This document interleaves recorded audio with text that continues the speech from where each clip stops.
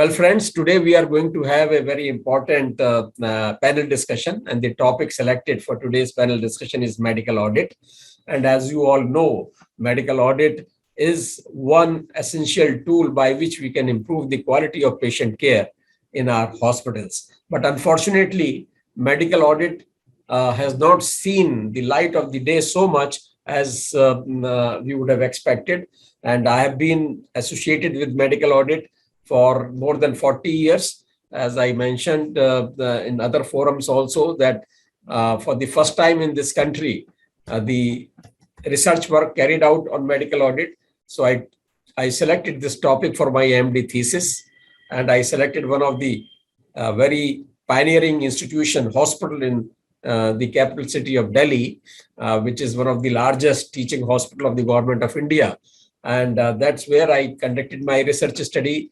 I did the retrospective and the prospective audit. But today, to have more, discussion and more, understanding of the subject, we have invited three experts, and they are Major General Jagtar Singh, who is a leading hospital administrator and researcher. Then we have Dr. Ravikant Gupta, who is the COO and medical superintendent of the Ma Durga Hospital, charitable hospital at Model Town. And then we have Dr. Avdesh Mehta also, who is an independent consultant and very active in the Academy of Hospital Administration. So with this, I think we will start discussing more. And first, I'll go to General Jagtar Singh. Entry on medical. So, because, and then after that, Dr. Ravi Gupta, and then Dr. Avdesh, in that order. And General Jagtar, medical audit, you have very keen interest. You have been also following it. So I would like to get enlightened on this, that what do you think are the major obstacles or the hesitations in a hospital to conduct medical audit, and what can be done about those hesitations actually?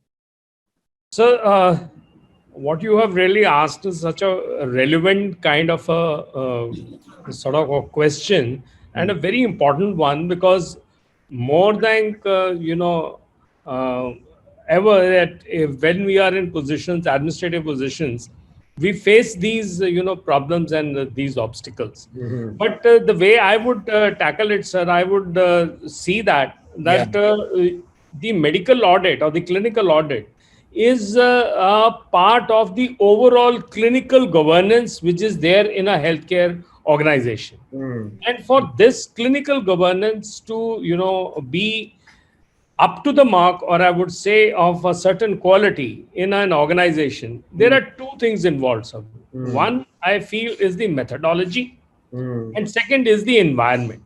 Now, both these things, though they are important, also you can take them as obstacles. When I come to methodology, what I would say is that this clinical audit or the process of clinical audit is very poorly understood. And that is where it is the main obstacle comes in. From the side of the people who are involved, that is the professional. What is the main obstacle? Can you say again the main obstacle? Main obstacle, sir, I would say is the methodology. Of the, which is, there of clinical audit. This is poorly understood. Okay. Both by the professionals and by the organization, or you would say the management of the healthcare organization. Okay. One, as far as the methodology is concerned, there is always that element of distrust, as if there is a threat to their professional, competence. And the management also does not provide that kind of time and resources which are needed for this, clinical audit. So the overall methodology itself, which is so important, becomes an obstacle by itself in a healthcare organization. Actually, you are very right, because when I did my MD thesis on medical audit, as I just mentioned, and then I took my thesis to the chief of the hospital, and I did this thesis without naming the hospital. It is one of the largest teaching hospital in Delhi, and the medical superintendent was a surgeon and medical superintendent. It's a central government hospital. And then normally they are promoted as Director General Health Services, DGHS. So they're very senior people. And when I took my, thesis and recommendations that I've done my, thesis on medical audit, and then I leave it with you, sir. Please have a look on the recommendations. And that thesis was lying with him for over 2-3 months. Then I had to finally request him, sir, I just want to have this thesis back because I have to write some research paper from it. And that is the, indifferent attitude which you are rightly saying, that especially the clinicians, maybe for the reasons that you mentioned, they feel threatened or they have no trust and they feel scared that our lapses will be highlighted. So that probably thing continues. Yes, Jagtar, please continue. The second thing which I want to say is, as far as a big obstacle is the environment, which is existing in a healthcare organization. Okay. Now, this generally what we see is it is always the name. क्या कहते हैं? It is the name, shame, and blame culture. Right. Yes, that's true. Now the organization has to sort of go beyond that, sir, and it has to understand that the clinical audit is going to improve their performance. Performance, not only clinical performance, but ultimately it is going to impact their business performance also. Absolutely. So this kind of a sort of a understanding of how to create the kind of a conducive atmosphere in the environment in a healthcare organization is generally lacking, and I feel this is a big obstacle unless and until one creates that kind of a, I would say, the environment of trust and of the culture to improve and to look at patient safety and patient outcomes. The clinical audit will not come in easy, and it will always be a difficult task. I absolutely agree with you. I absolutely agree with you because there is always a fear in the mind of the clinicians that my lapses or deficiencies, omissions, commissions, which are committed by everybody, So the idea is that we should not, they feel threatened that we are going to make a scandal. I mean, the management or the other colleagues of mine are going to make a scandal and they are going to name, blame, and shame, as you rightly said. Anyway, I'll come back to you, Jagtar, after a brief period. Let me now request Dr. Ravikant Gupta. What are the main steps in conducting the medical audit, actually? First of all, thank you, Dr. Jagtar. You said very rightly that the main hitch of conducting the clinical audit is the top management and the top clinician. They actually don't want to dig their finding. Actually, they understand why we are conducting the audit. We are going to create some nuisance or whatever they had during clinical course. We are going to dig out the mistake. But this is not correct. We are actually conducting this audit for some improvement for future. Now come to the point, the step of audit. First of all, we have to select the topic or what topic we are going to do the audit.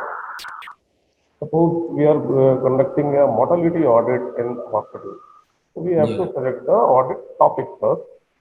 Then on the second step, after selecting the topic, we need to define the team and the competency of the team. So we could not take any person from the top management or from any other department who is not aware about the topic, who is not aware about the audit criteria. Third, after selecting the team, we need to identify the measures. On what measures we are going to conduct the audit. You mean to say the criteria? Yeah. For that diagnosis, for that particular group. Diagnosis, their clinical notes, the frequency of notes, nursing notes, what are the medications they are advised. Yeah, all that thing. Initial assessment, reassessment, everything. Next is the identify the patient population, on which population we are going to conduct the audit. Suppose I would say in COVID period, initiated one audit. Whosoever is male patient above 60 years of age, a resident of Delhi, and they died during COVID period. So these are the criteria we need to set the population. So after designing the population, we determine the sample size. Suppose we are conducting a mortality audit, so we would like to take all the patient in consideration who had died, or if we are conducting a post-surgical complications audit, we need to take a sample size not less than 10%, Yeah. maybe 10 to 12, 15%, we need to take all surgery cases. Then we create the audit tools. Audit tools means what I said in second, third part, identify the measure. So we design our tools, means whether patient was examined within 30 minutes of admission, yes or no. Whether patient was reassessed after 24 hours, yes or no. So these are the tools we design and we just give a tick mark during audit. Then collection of data after giving the after filling the tools of this audit, we collect the data, overall data, what not the sample size, what was the patient's criteria, and what tools we designed. So we take the data, and after that we summarize the result. What you are talking, Dr. Ravi, what you are Yeah. talking is the retrospective part of the medical Exactly. audit. Yeah, it's a documentation audit, not Yeah. observation. There are Discharge patients' records vis-a-vis the criteria or the measures that we have already developed. yes. And that's exactly because the medical audit has got two phases, the retrospective phase and the prospective phase. Perspective phase. The prospective begins only after we do the, as you rightly said, the analysis of the retrospectively, whatever sample size you have collected, we go through, take out the records and transfer the findings onto the measures that we have developed, or the, I call it criteria pro forma. Criteria. Of the patient, we have got a criteria pro forma. So I think I will just stop you here for a time being and then go to Dr. Avdesh Mehta. Similarly, Dr. Avdesh, what are the different ways in which we can audit the quality of healthcare delivery in a hospital? Yeah, thank you, Professor Agarwal, and thanks to the organizer for inviting me. The different ways of audit, we can do audit based on several criteria. So we can audit based on the inputs which are available. We can audit based on the processes. We can audit based on the outcomes. So inputs can be like facility, the equipment, the human resources, the raw materials, the information which is available. So there could be different kinds of criteria which are developed on each of these. So whether the facility size is adequate, whether we have sufficient number of beds, and whether the equipment like the monitors, the other clinical equipment which are required, they are adequate and they are in working order. Whether the human resources, the doctor bed ratio, the nurse bed ratio, those kind of human resources are adequate in numbers and in the properly trained manner, qualified. Then we can have based on the raw material. So there are various checklists developed by various organizations for each of these kind of criteria. Then we can have based on the processes. So whether the techniques are being followed according to the standard SOP, whether the communication handoffs, takeover, handover are happening as per requirement, whether the interdepartmental communications are according to the protocols, the reference notes are being written, whether the documentation is complete, whether the decision-making processes in the clinical work are according to the accepted protocols, the information management, whether the information management is happening properly as per the security and the confidentiality.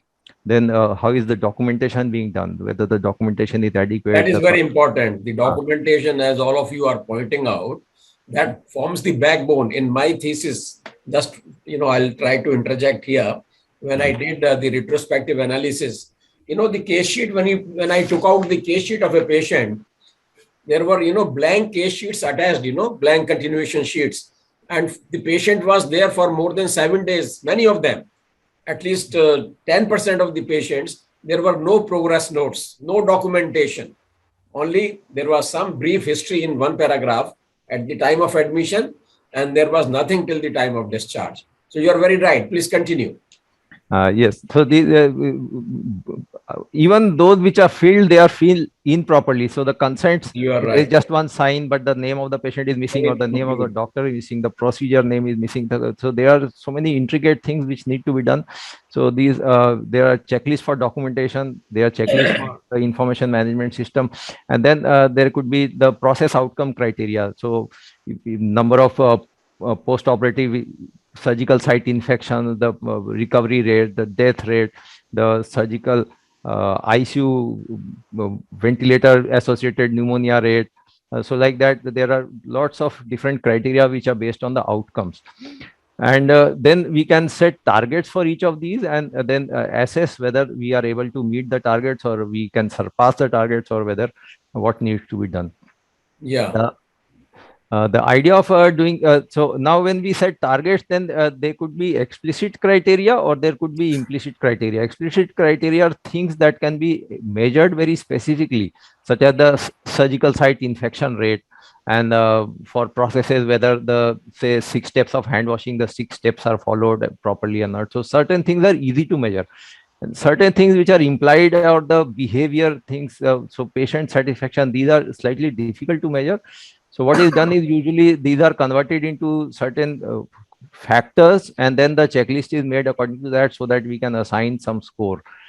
Even then, it is not absolutely 100% foolproof, and certain deficiencies, inaccuracies might result. Yeah, actually, Dr. Avdesh, you are very right, because, one of the very famous person once commented that the the management is so truly frustrated and ineffective in judging the clinician's performance, because it's very difficult to, as you rightly said, some of the measures cannot be evaluated. Quantified, yeah. Yeah, cannot be evaluated in numerical terms. Like, we have the quality control for our Maruti car factory, or for that matter, the television set, or for that matter, the other, electronic items, washing machines. Every component is, assessed for the quality, and the whole assembled machine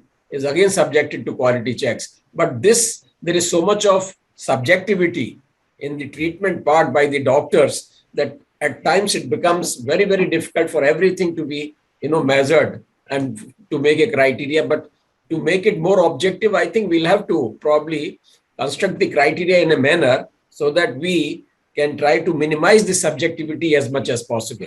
Now, with this, I think let me go back to General Jagtar. General Jagtar Singh, I would like to ask you that, as you know, that there are so many advantages of the medical audit, but in your opinion, do you think there are some or maybe some disadvantages also of the medical audit? So there are, disadvantages of the medical audit also, because it again flows out of the kind of um, uh, the environment which is there in the, in the healthcare organization. Yeah. From that kind of a threat which the clinicians or the consultants do They feel become defensive. once the clinical audit process is on. There is always that sense of, disowning the clinical ownership of patients. So that becomes a big disadvantage. A defensive. I personally Yeah. feel, because for achieving a clinical outcome of a very high standard, you need to have that, robust kind of a clinical ownership. And that is something which is, I would say, a disadvantage or the flip side of a clinical audit. Correct. Second, from this, because of this environment of very, very kind of an aggressive attitude to the doctors, or kind of, always trying to blame them, there comes that fear of litigation.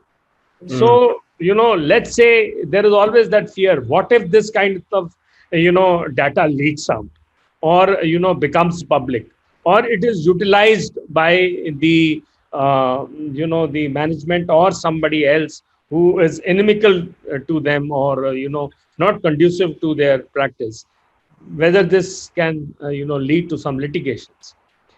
Also, there can be, sir, I feel, some kind of territorial kind of disputes as far as the clinical practice is concerned.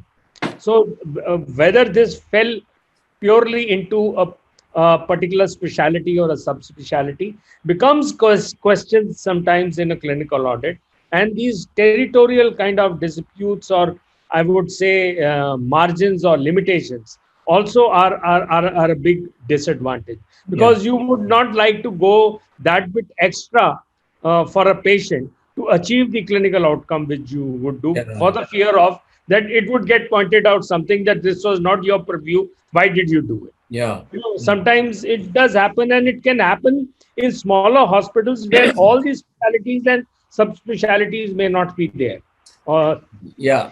and also, I would say one of the last things which I've always considered and I've felt sometimes leads to kind of a professional isolation of certain, clinicians, or you would say their team, as a result of, the results of a clinical audit, or the way the clinical audit has been sort of approached and the feedback is presented to the healthcare organization. It Okay. can lead to this kind of a No, professional. you are very right. Actually, these are the main threats, you can say, to medical audit, or the disadvantages. Because, I think here, what you said, the role of the management, or the people who are owning the hospital, as the CEO or COO, whatever, they should promote a culture of carrying out evaluation of patient care appraisal, as we call it, because medical audit should always be viewed as an educational tool, actually, not as something to punish the doctor or to penalize the doctor for their omissions and commissions. Everybody is there to err, human is to err.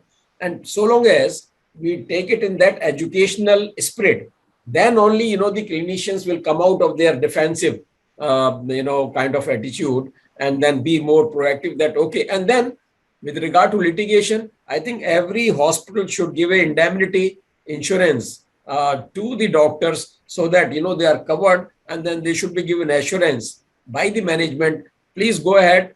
Some errors, unless they are the, malified intention, or there are the criminal errors which are being done. Otherwise, normal things, I was reading in the Times of India yesterday only that a famous gynecologist committed suicide. You must have read it. In Why? Dausa, sir. Dausa, Yes, Rajasthan. Dr. yes, Aarti Sharma. Aarti Archana Sharma. Sharma. Yes, yeah, because the patient had a PPH, postpartum hemorrhage, actually, postpartum hemorrhage, and this postpartum hemorrhage is so common in the women who deliver, that despite your best intentions, the women will have, about 8 to 10% of the women will have the PPH, actually, and then they are managed by and large. But in some cases, it may be so excessive and undetected, even for few hours, that she lost the life. And then she was so much hounded by the, doctors and the community and the police, that she had to commit suicide, actually.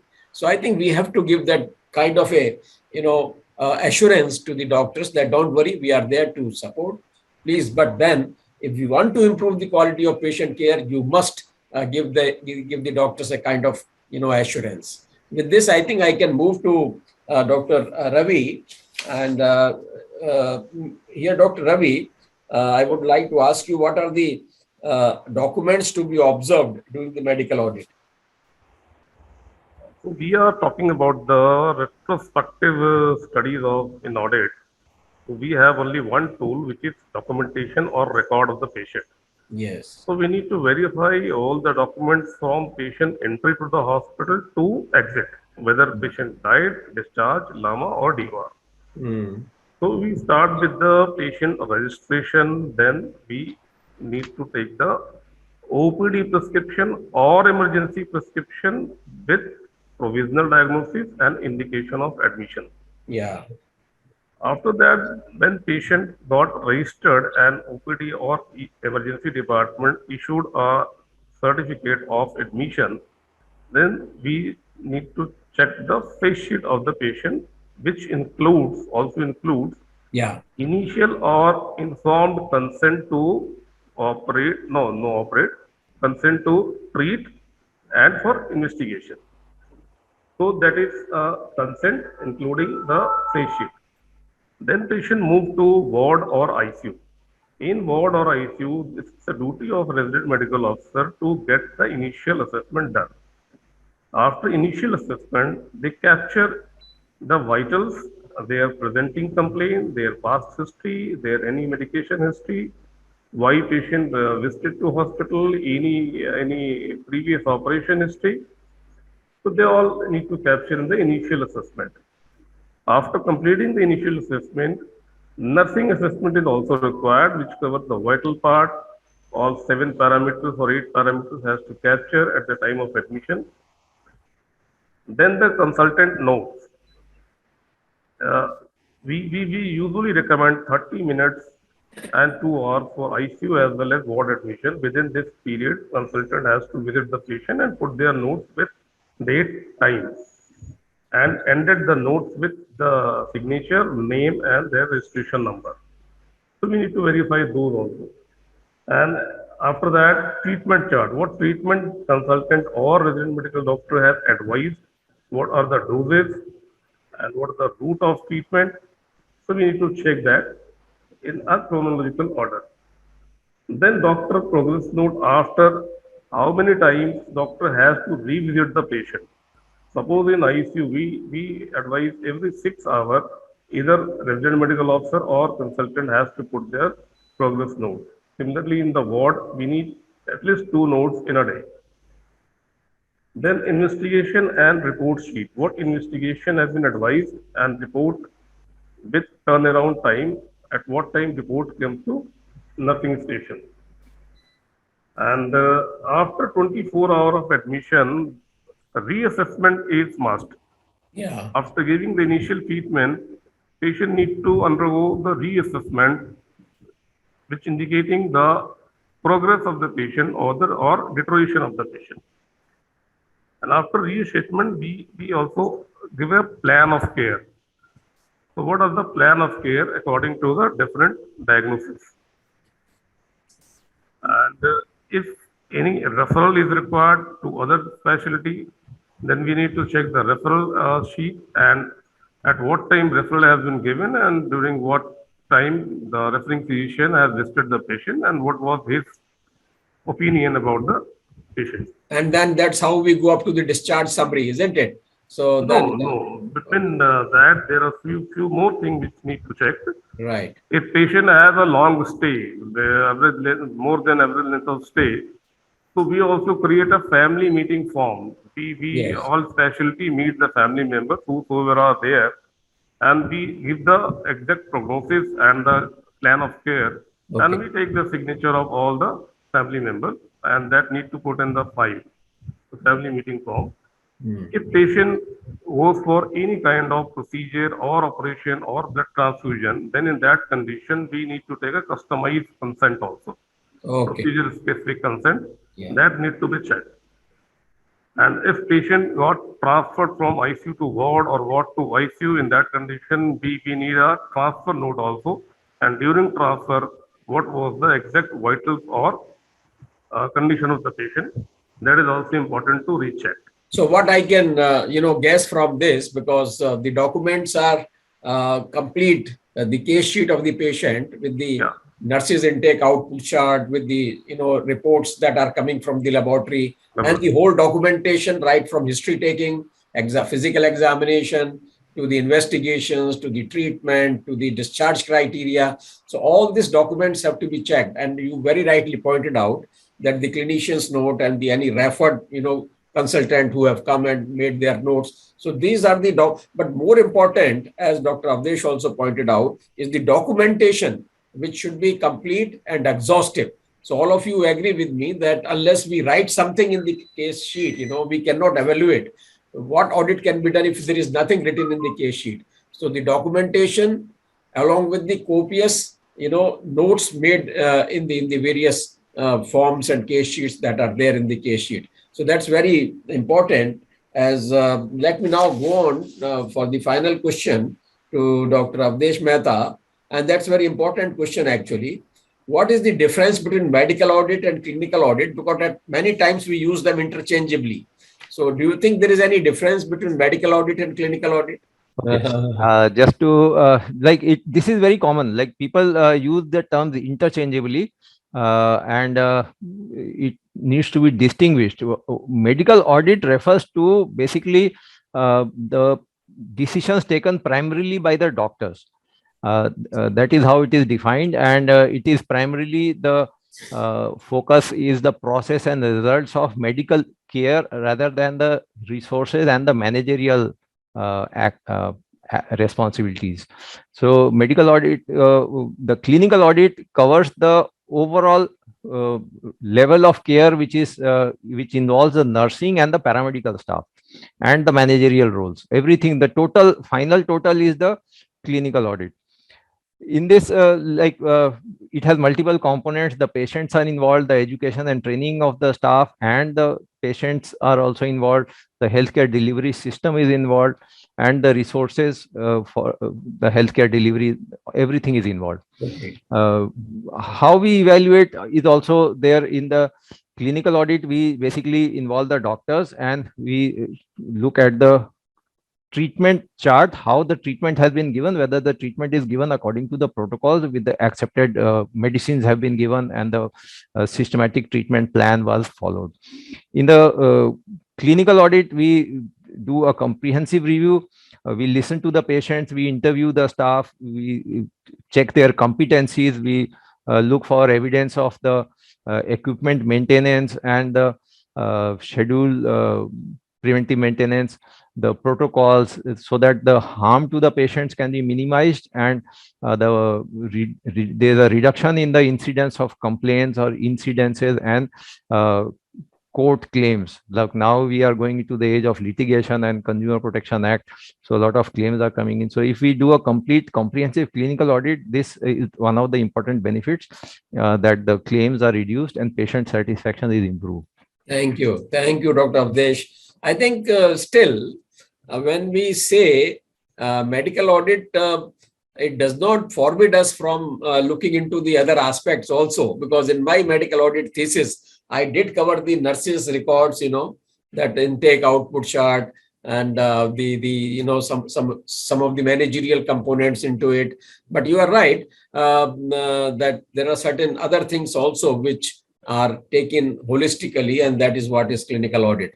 But I think there is no harm if the term is used interchangeably, because medical audit, often is. It often yes, is. Yes. But the word audit itself, instill a sense of fear in the mind of the clinicians. That somehow has to be removed, and that needs a lot of broad approach on the part of the management to promote this culture of the medical audit and clinical audit in our institutions. I think, well, gentlemen, thank you so much. But then just before I leave, can somebody tell me that what is the main difference between the clinical research and the clinical audit, or one leads to another? Maybe Jagtar, you can throw some light on that. Sir, as I look at it, clinical audit and clinical research are interrelated also and very different also in a way. You are very right when you say that one can lead to the other. I think any kind of the outcomes or the results or the feedback that you can get from a clinical audit can always form a kind of a research question. So that is very, very right, sir. And in a clinical research, as I can, sort of look at it, there is always a research question. There is always a hypothesis that you develop. And then there is always that aim to generate some new evidence. Yeah. While if you look at clinical audits, there is again not a research question, but a review. A review of the appraisal, practices or the processes, as we have all discussed just now. and all this is done against some evidence-based or accepted criteria or standards. And then the aim is to improve the quality of care that we are giving, Absolutely. or improve the clinical outcomes. So if I can sum it up, I would say that research is, we are looking at the right thing to do, while in audit, we are looking at, are the things being done right? Yeah. Yeah. So I think that is the thing which sort of balances these two things. Right thing to do, and are we doing it right? I think, thank you. You put it very nicely. So I think all the three experts, Dr. Ravi Gupta, Dr. Avdesh Mehta, yourself, I think we have discussed very nicely, and I hope that we all try to promote medical auditing or the clinical audit, as whatever you call it, in our institutions, because I'm very convinced if we want to improve the quality of patient care or medical care by our doctors, then we must try to promote, either peer auditing, peer review, we call it, or it can be, in America or in Canada, or for that matter in Australia, you cannot run a hospital unless you have got a medical audit committee and ongoing medical audit program in the institutions. But mostly because we are, following the English pattern of medical education, in NHS, in UK, they hardly do medical auditing actually. And that's the reason probably that medical audit there, the consultants lobby, the clinicians lobby is so strong in UK under the NHS that they do not allow anything that they don't like. But I really don't appreciate that. We have to be more open, and we have to create an environment, as we have been talking, for a fearless, litigation-free kind of a reporting of errors and finding out the errors of the clinicians. Patient safety issues like that, adverse events, that is one of the reasons the patient safety in our institutions is swept under the carpet, because the consultants are not on their own bringing the adverse events to the notice of the management. But wherever this culture is there you see the quality of the care improves. And I'm very happy that in Max Hospital to some extent and certain other corporate hospitals, this culture is slowly coming in, where the voluntary reporting of the adverse events is being encouraged, and there is no punishment, or there is no making a scandal or threat to the clinicians, and they feel comparatively free from anxiety of that kind. So thank you all very much for joining me.